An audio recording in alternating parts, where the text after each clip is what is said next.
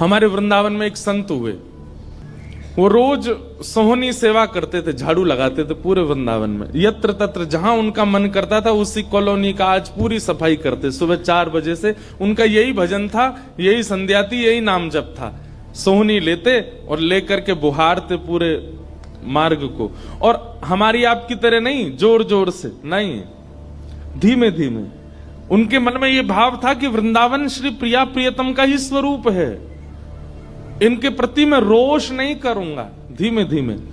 और जब बुहारते थे तो अपने नेत्रों से ध्यान पूर्वक ब्रज की रज को देखते थे, कहीं कोई चिन्ह दिख जाए, कहीं किशोरी जी के चरण रज दिख जाए, कहीं ठाकुर जी के चरण दिख जाए।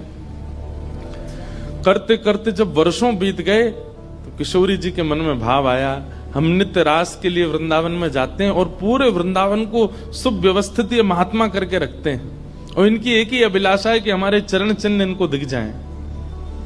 तो एक दिन किशोरी जी ने उनको अपने चरण चिन्ह का दर्शन कराया। वो चरण चिन्ह देख करके उनके मन में विश्वास हो गया कि हे श्यामा जो चरण चिन्ह है इसका मतलब चरण भी है, और चरण है तो मतलब आप भी हो।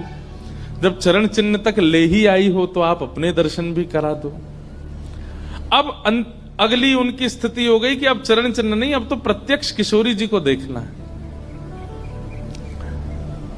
लेकिन हमारे ब्रज की एक परंपरा है कि जब तक किशोरी जी की सखियां अनुमति नहीं देंगी ना, तब तक किशोरी जी के दर्शन नहीं हो सकते। लेकिन किशोरी जी तो चाहती हैं कि उनको दर्शन दें। तो एक दिन किशोरी जी ने रास करते करते अपना नूपुर वहीं छोड़ दिया,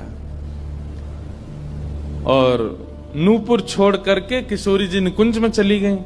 आप सुबह सुबह जब सोहनी करने आए तो आपको वो नूपुर मिला, और नूपुर देख करके वो आनंदित हो गए। इतना सुंदर नूपुर, ऐसी सुंदर उसकी कलाकृति, इतना हल्का उसका वजन, इतना सुंदर उसका स्वरूप।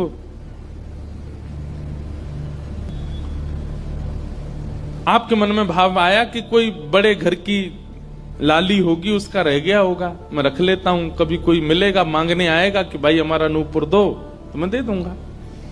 आपने वो नूपुर अपने पास रख लिया।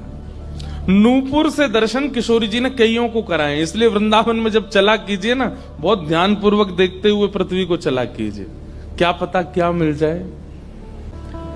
सूरदास जी को भी नूपुर से ही दर्शन हुए किशोरी जी के, और आज इन महापुरुष को भी हो रहे हैं। मुझे नाम स्मृति में नहीं आ रहा है, शायद संभवतः श्याम चरण